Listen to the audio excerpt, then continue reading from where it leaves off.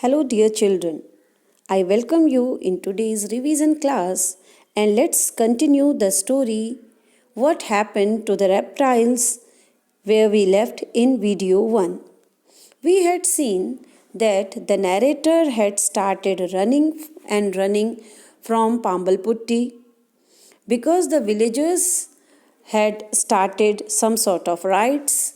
He did not know where he was going. I ran to them and before I could say a thing, I fainted. He finally, meaning his village was near the place Pambalputti. Finally, after running and running, he reached to Pambalputti. He did not know where he reached and he fainted. When I opened my eyes, I saw an old man with white hair, white beard, and shining black eyes bending over me. When he came in his senses, he saw extremely old man who was absolutely white. His hair were absolutely white. He was bending over him or just giving him treatment. For the next few days, he looked after me, putting food in my mouth and bringing me sweet, cool water from the stream. So, for some days, because he was unable to do his regular jobs, for several days, that old man took care of him. He did everything for him. He was helping him to eat. He was bringing sweets for him. He was bringing sweet water from nearby river. He rubbed my feet gently and made the pain go away. Neighbors, strangers, everyone came to visit me. The old man rubbed his feet gently or massaged his feet so well that the pain had gone. Even in Pamalputti, all the villagers, all the neighbors came to visit him.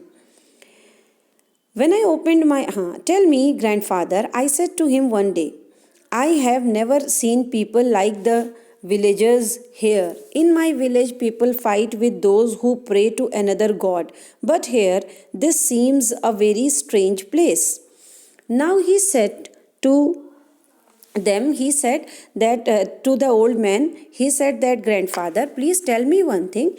At my village, people were just fighting with, quarreling with, and just not at all cooperating with the people who are worshipping the another god. But here the people are very cooperative, so this place seems to be very strange to me. Prem, replied the old man.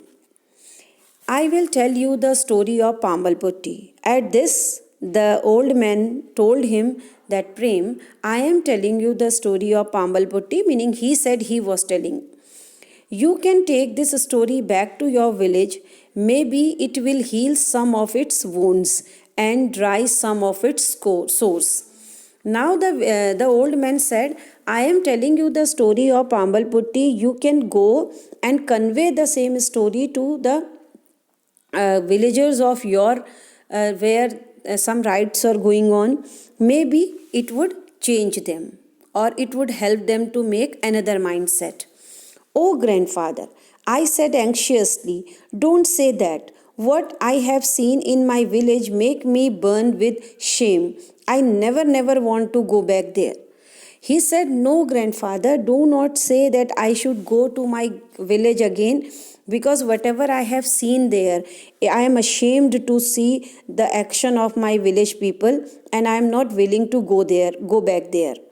But that's exactly why you must go back, he said in a soft voice. I kept quiet. I didn't want to argue with him and I wanted to hear his story.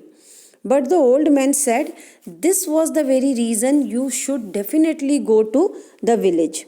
This was the reason that you should change them.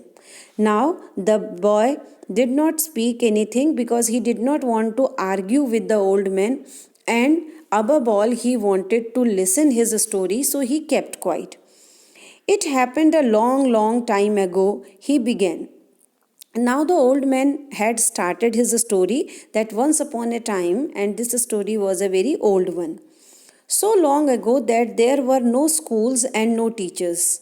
He said this story took place that time when no schools were there, no teachers were there. Children lived in caves with their parents and helped them to collect fruit and berries from the forest. That time children were getting education at home only. They were helping their parents collecting food items. Today we will do this much. Thank you.